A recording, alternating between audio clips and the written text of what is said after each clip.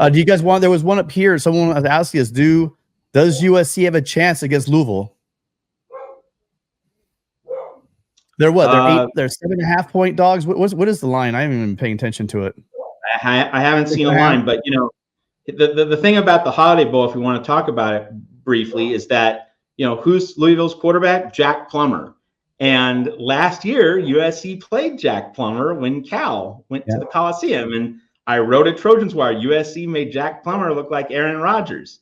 And so really the main question surrounding this game, purely in terms of who's going to win, who's going to lose, and if you should make a bet on it. And by the way, no one should be betting a cent on this game. Like you are going to find better opportunities to bet on a bowl game. You should have nothing to do with this one. Don't touch it with a 10.5-foot pole. But anyway, if you are enough of a degenerate to want to make a betting play on this game, you will want to know if D'Anton Lynn is actively coaching this game, or he's just going to, you know, evaluate, sit in the press box, and just study what USC does. Now, if he's going to wear a headset and he's going to try to coach him up, like Luke Fickell went right into the Wisconsin program. He coached him in the bowl game against, I believe it was Oklahoma State last year. You know, so that's one way to handle a new incoming coaching hire.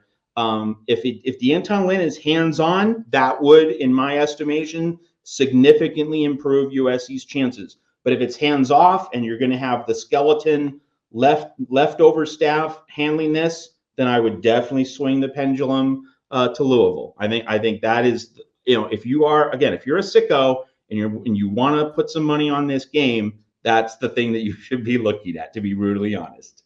Yeah, I'm worried about that Louisville defense. I'm worried about that pass rush. I don't know what that pass rush is going to do. Remember, Caleb made a lot of these warts go away on the offensive line. That's not going to be there right now. And I just remember back to the Notre Dame game, the way they were in Notre Dame's backfield, and that Notre Dame offensive line is much better than USC's offensive line as of late. So that's one major concern for myself. Remember, it's not just that, but Marshawn Lloyd's out. No Brendan Rice for the deep threat. You know, there's a lot of pieces on that offense that will be missing. So I don't know if there's anybody opting out for Louisville, but that defense scares me.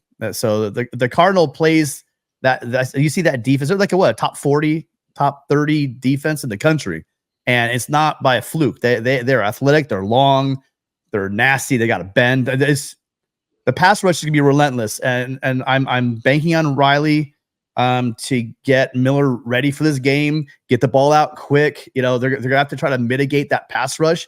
If they can, USC's got a shot, but I wouldn't bank on it, not with our defense.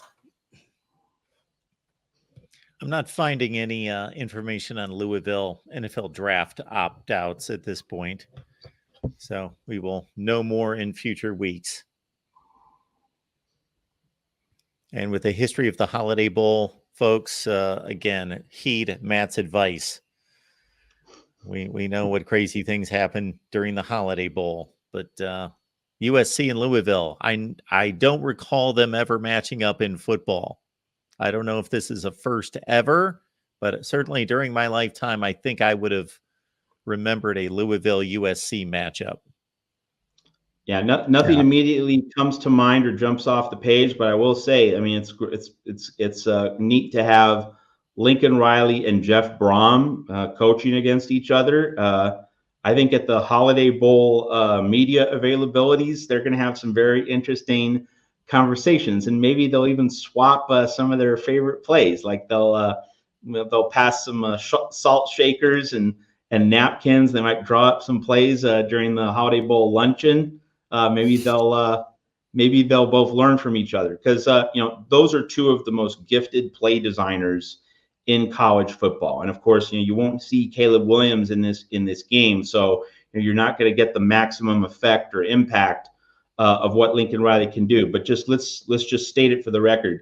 Like, if you're trying to compile a list of like the 5 best play designers in college football, Lincoln Riley and Jeff Brom have to be on that list. So, you know, maybe one day these guys will meet in a much bigger game with much bigger stakes, but it's still a fun storyline for the Holiday Bowl.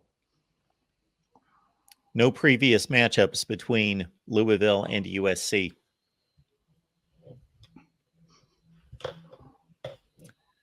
Trojan Conquest Live, everyone. We do this each and every Monday with Tim Prangley, with Matt Zemek here at the Voice of College Football on our USC channel. Matt and Tim get together on a regular basis to break things down and talk to you directly, especially when there is breaking news. And again, each and every Monday with Matt and Tim, 11 Eastern, 8 Pacific. Please, as it says on the screen right now, please like the video. It's easy to do, and subscribe here at the Voice of College Football. USC, it's in the corner right next to Matt. Down below in the corner, it's just a click away to sub to the channel. Well, it's not breaking news. Go ahead. It's not breaking news, but Reggie Bush getting one step closer to getting that Heisman back, which will eventually happen.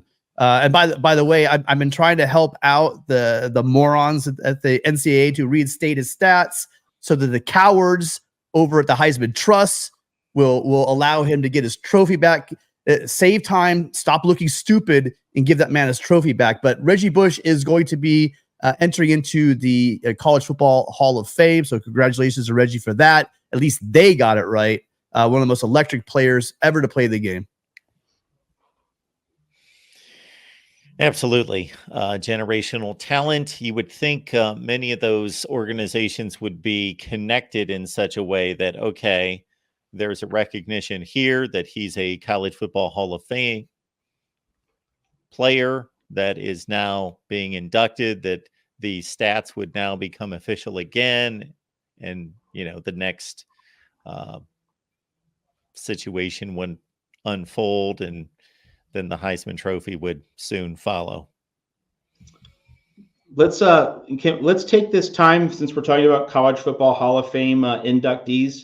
Let's take this time to remind ourselves that the College Football Hall of Fame policies for head coaches are absolutely ridiculous. You know, you have to have a flat 60% win rate to be in the Hall of Fame. Well, so that means that if a coach took a job like this applies to Howard Schnellenberger at Miami, you know, you have to spend a few years eating some losses. He also had to eat some losses when building the Louisville program a decade later. You know, if you have to build programs into winners, you're going to eat some losses, and that's going to affect your winning percentage. The idea that Howard Schnellenberger, you know, who built Miami from nothing, and the idea that Jackie Sherrill, who, you know, was an 11-win machine at Pitt, and he's the best winner that Texas A&M's had in the past 45 years, regularly winning the Southwest Conference, usually winning the Cotton Bowl. The idea that those two, among many others, are not College Football Hall of Fame coaches, it's an absolute joke. And, you know, you just wonder, when are these clowns going to change their policies in terms of eligibility for the College Football Hall of Fame? It's an absolute joke. I'm going to one-up you. Pete Carroll will never be in the Hall of Fame because the requirement is 10 years. Pete coached 9.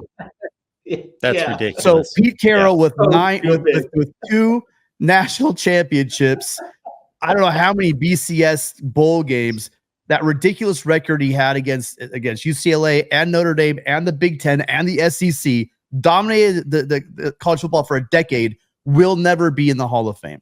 Yeah, it's pathetic. It is pathetic. Matt, I have produced a video on that very topic with those very examples.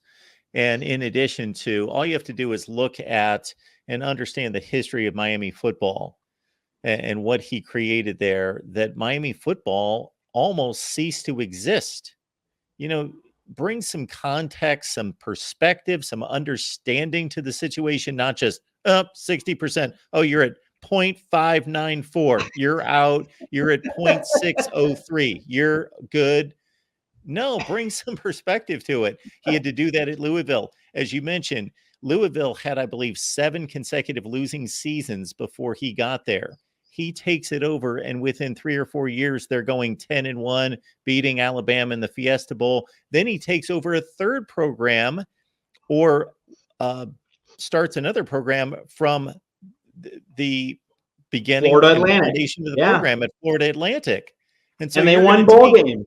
And they won bowl games, but you're going to take, it's like, it would be like penalizing Tom Landry for taking over an expansion franchise in 1960 and going 0-11 His first year, he had a bunch of, grocery clerks working for him and playing on the field. There's just some type of context. 60% winning percentage. So you could be some dude at wherever, fill in the blank, Georgia Tech, and go 7-5, 8-4 for 10 years, do nothing of substance, nothing that in any way marks college football in any way, and be inducted into the Hall of Fame.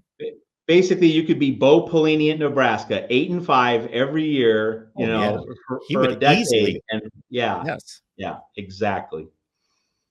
Yeah. In that 9-year, again, just at least a guideline that I have in life would be rules should rarely be the norm. Guidelines are good. Guidelines. Yes. We start here, then that starts the discussion. That's like they have a ridiculous rule about the College Football Hall of Fame as a player. You have to have been a first team All-America player. Okay, that seems good, but we looked at a series of years around 10 years ago where Dalvin Cook, Derrick Henry, Christian McCaffrey, Zeke Elliott, and I'm probably missing a few other guys, were all playing at the same time. You could have not made the third team All-America list and be an all-time great running back.